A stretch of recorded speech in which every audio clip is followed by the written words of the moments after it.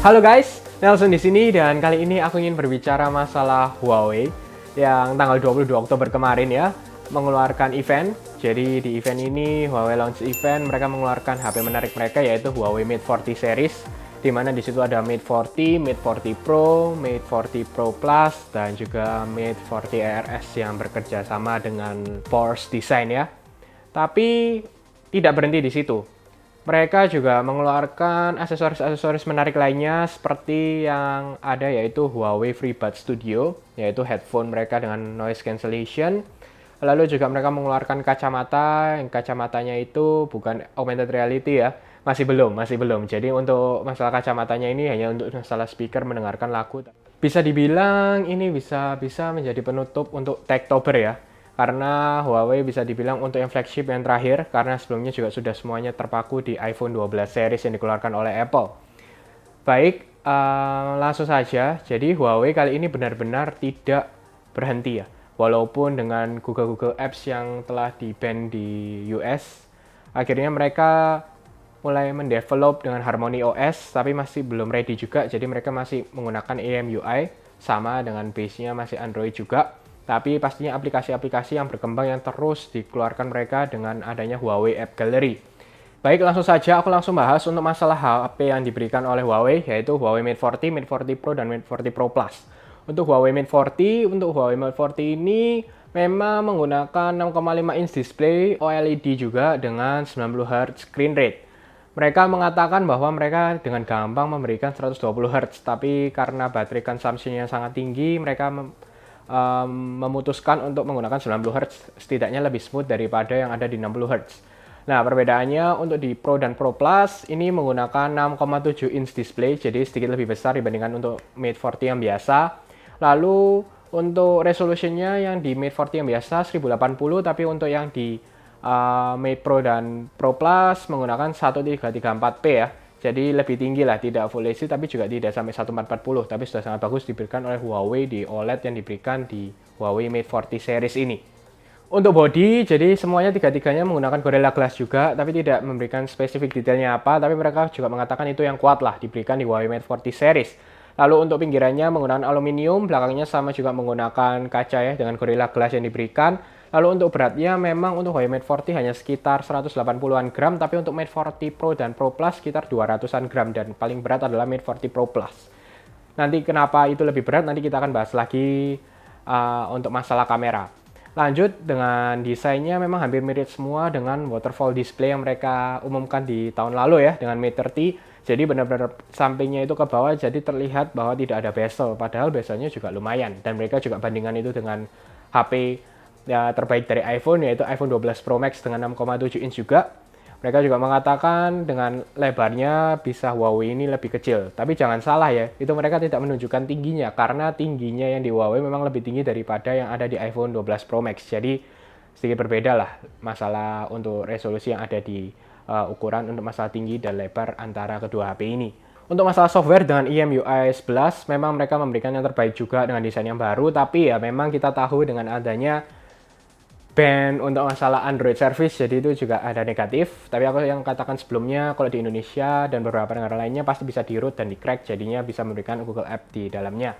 Lalu selanjutnya juga mereka mengatakan bahwa Kirin ya, chipsetnya dengan Kirin 5G dengan 5 nanometer proses, jadi mereka benar-benar head to head dengan Apple A14 chip yang mereka keluarkan oleh Apple. Dan mereka mengatakan untuk transistornya jumlahnya lebih banyak, dan mereka juga mengatakan jauh lebih bagus daripada A14 yang dikeluarkan oleh Apple.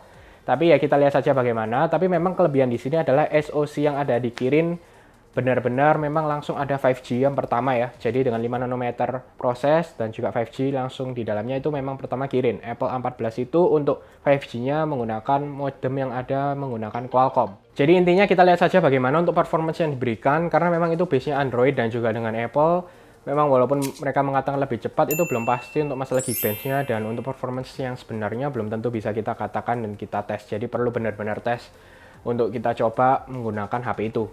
Lalu yang aku ingin tekankan juga ini masalah kamera. Jadi untuk masalah kamera yang diberikan untuk Huawei Mate 40 yang pertama adalah menggunakan 50 megapiksel primary kamera.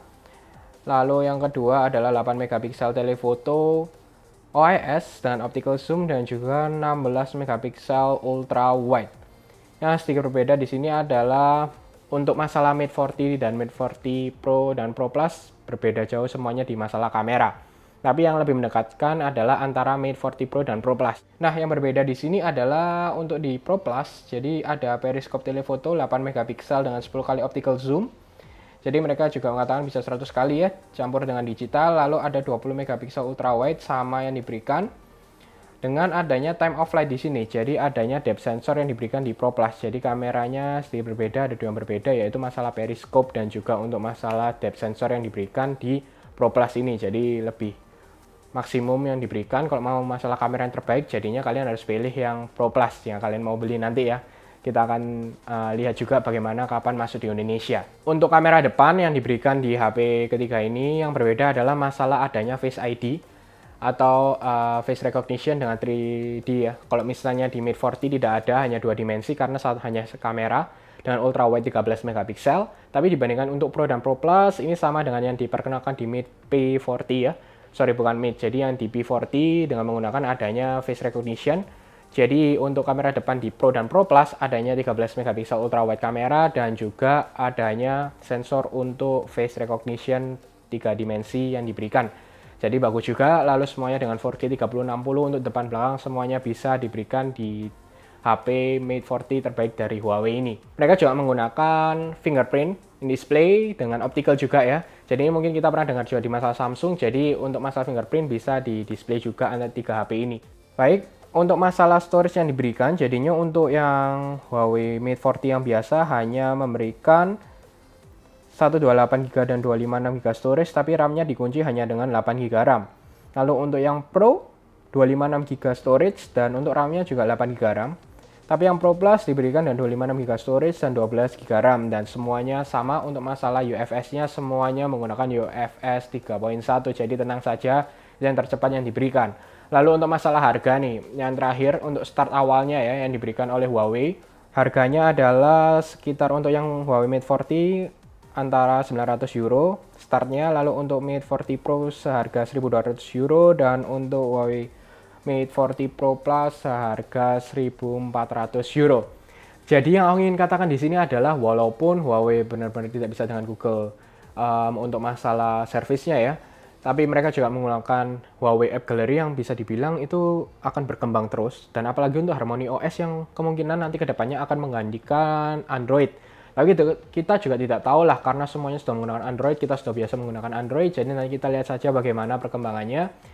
Tapi bagaimana untuk kalian, bagi kalian juga yang mungkin suka dengan Huawei, ya bisa dibilang ini yang terbaik lah yang keluar untuk flagship di Huawei Mate 40. Untuk masalah Google Service-nya, misalnya kalian takut tidak bisa lah pasti diakalin masalah root, crack semuanya untuk menggunakan Google Service yang ada. Jadi itu bukan masalah lah kalau untuk di Indonesia juga ya. Tapi memang itu adalah salah satu minus yang merugikan Huawei juga.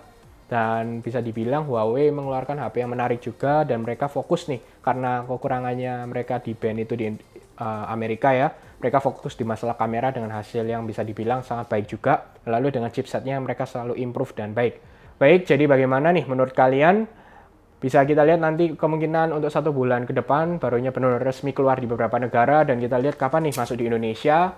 Dan biasanya sih cukup cepat untuk masuk di Indonesia ya, mungkin di 2 bulan ke depan lah, mungkin sekitar November-Desember kita bisa lihat bagaimana Huawei Mate 40 ini untuk penjualannya di Indonesia. Dan bagi kalian juga pencinta Huawei yang bisa memberikan juga kamera yang terbaik juga dari Huawei, dan juga untuk kirim chipset yang bisa dibilang kalau memang dibandingkan dengan Qualcomm Snapdragon 865 Plus juga mereka masih unggul ya. Tapi mereka untuk menurutku tidak terlalu unggul untuk masalah dengan A14 yang dikeluarkan oleh Apple. Tapi kita lihat saja bagaimana masalah Geekbench dan performance test yang akan nanti keluar saat benar-benar ready semuanya untuk Huawei Mate 40 di Indonesia. Oke, semoga kalian suka dengan video ini. Jangan lupa untuk share, like, subscribe, dan sampai ketemu di video selanjutnya.